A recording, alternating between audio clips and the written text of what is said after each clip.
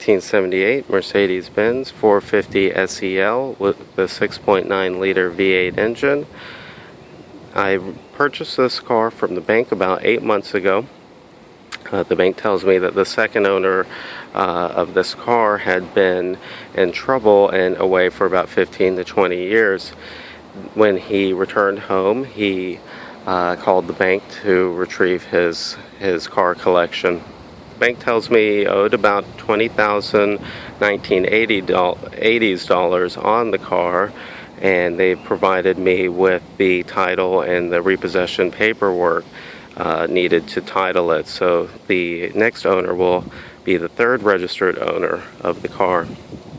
This is the European version, and although it was imported for the US, so it has all of the European features, but also has the US emissions control system. Some of the upgrades that have been performed to the car since I've taken ownership of it to kind of resurrect it started with the fuel system. The fuel system back to front has been pretty much completely overhauled. The fuel tank was removed and pressure treated to clean out any sediment or corrosion. The sediment filter has been replaced. The fuel lines leading to the fuel power box, which I replaced, also the fuel pump and filters.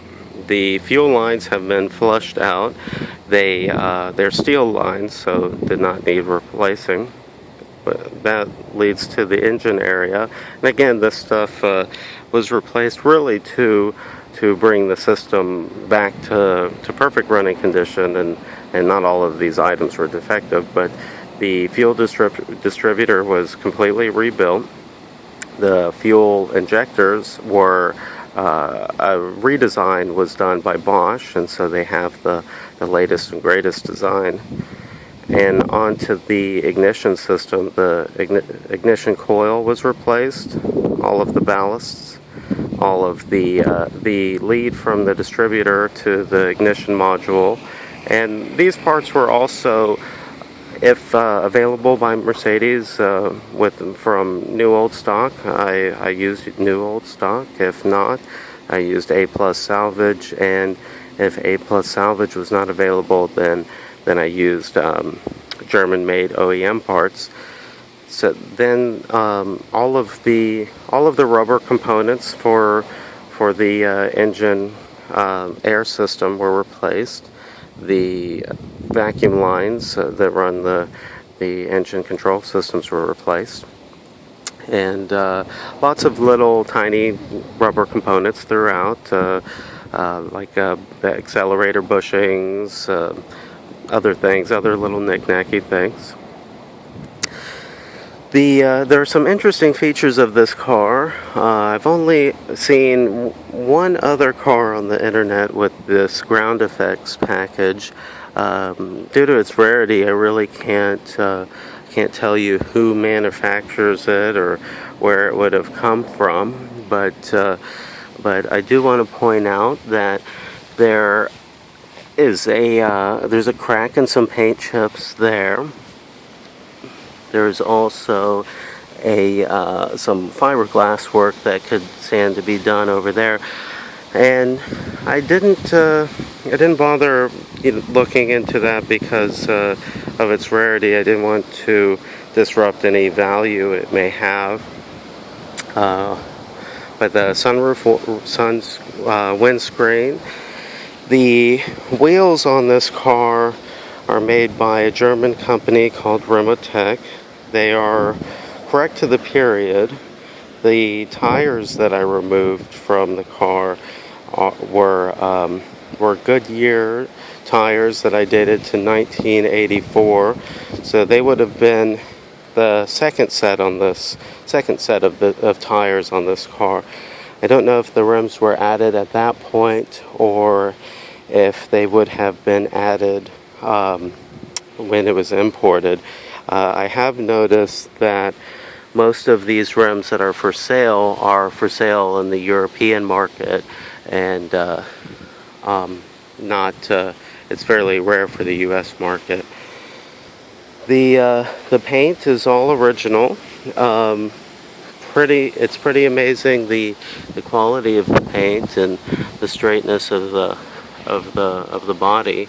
There are a couple of minor things that I'll point out, but for example, there's a little spot here, and the area where this car came from, the area of Texas where this car came from at the time would have been semi-rural. So I believe there's a lot of rock chipping along the edge. There's some light paint damage there, and also there's some waviness. Same thing with the other side along the quarter panel. I haven't been able to make much sense of that. I don't know if that's normal for this car. There's no rust to speak of. You know, maybe a little spot here and there, but again, this is a Texas car, and so it's pretty rust free. There's some rock chipping down here. So again, same with the other side.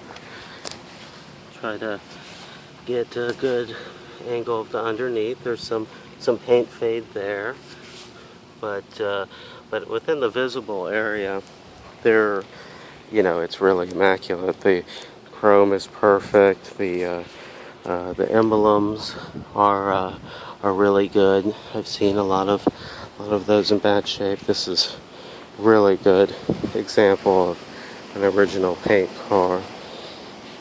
And again here down for the rock chipping and some waviness.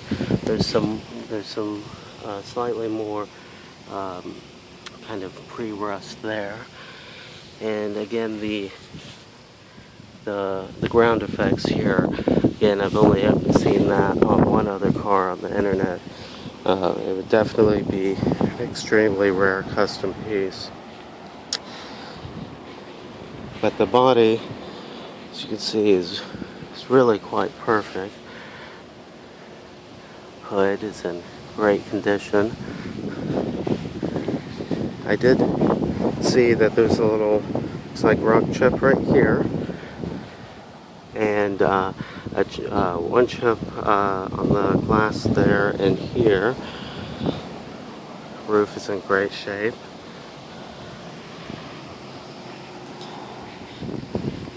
Chrome is magnificent.